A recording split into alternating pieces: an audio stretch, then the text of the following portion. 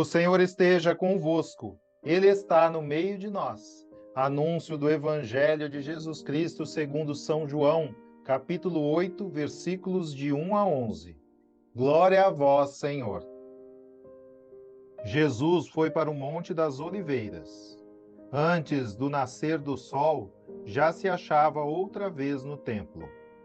Todo o povo vinha a ele e, sentando-se, os ensinava. Os escribas e os fariseus trazem então uma mulher surpreendida em adultério e, colocando-a no meio, dizem-lhe: Mestre, esta mulher foi surpreendida em flagrante delito de adultério. Na lei, Moisés nos ordena apedrejar tais mulheres. Tu, pois, que dizes? Eles assim diziam para pô-lo à prova, a fim de terem matéria para acusá-lo. Mas Jesus, inclinando-se, escrevia no chão com o dedo. Como persistissem em interrogá-lo, ergueu-se e lhes disse: Quem dentre vós estiver sem pecado, seja o primeiro a lhe atirar uma pedra. Inclinando-se de novo, escrevia no chão. Eles, porém, ouvindo isso, saíram um após outro, a começar pelos mais velhos. Ele ficou sozinho e a mulher permanecia lá, no meio. Então, erguendo-se, Jesus lhe disse: Mulher, onde estão eles? Ninguém te condenou? Disse ela: Ninguém, Senhor. Disse então Jesus: Nem eu te condeno. Vai e de agora em diante não peques mais.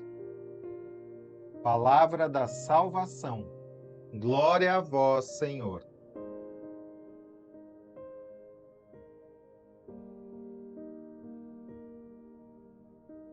Meu querido irmão e minha querida irmã, amados, o livro dos Provérbios, no capítulo 9, versículo 10, diz que o temor do Senhor é o princípio da sabedoria. O medo que temos das consequências dos nossos atos muitas vezes nos leva a não cometê-los. Esse é o princípio por trás das leis. Não cometa tal ação, senão ocorrerá tal penalidade.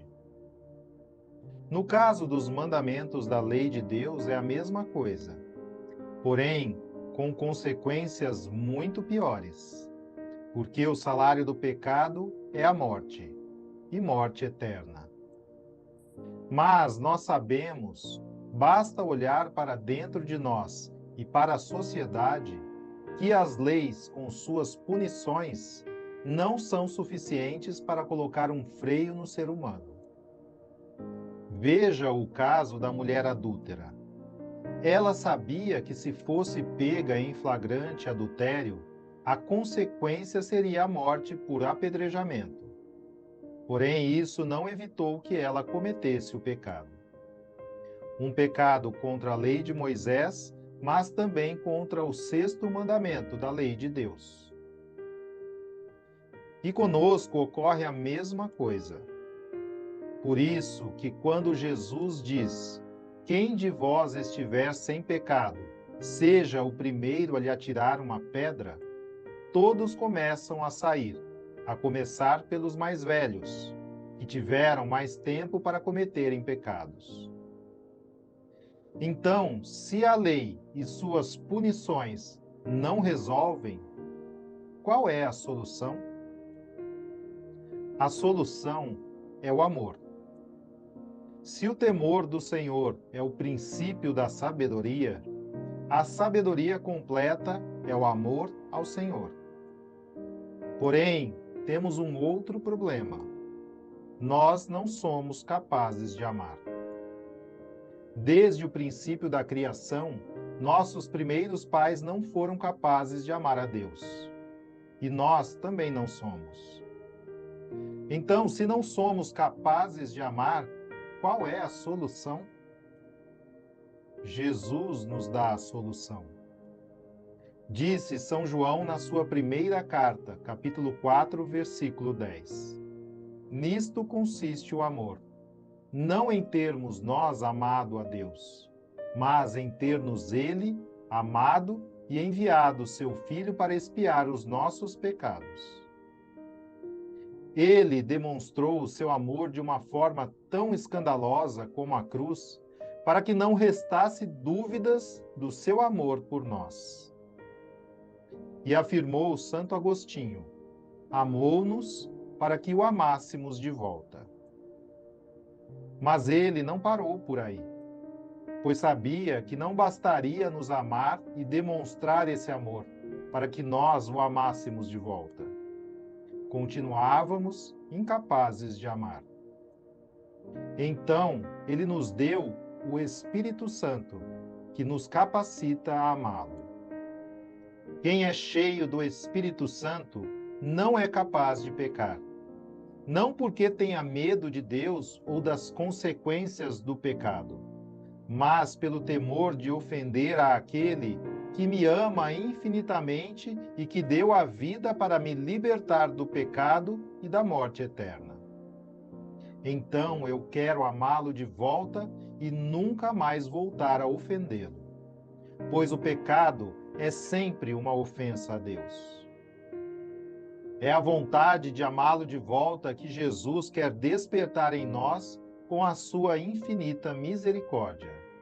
Por isso, ele não condena a mulher pega em flagrante adultério. Diz Jesus: nem eu te condeno. Assim, ele manifesta o maior atributo de Deus, que é a sua infinita misericórdia. Mas não fica por aí. Diz ele: vai e não tornes a pecar. Ou seja, pare de ofender a Deus. Ame a Deus. Ama-me. Disse Santo Agostinho: como não amar de volta um amor assim?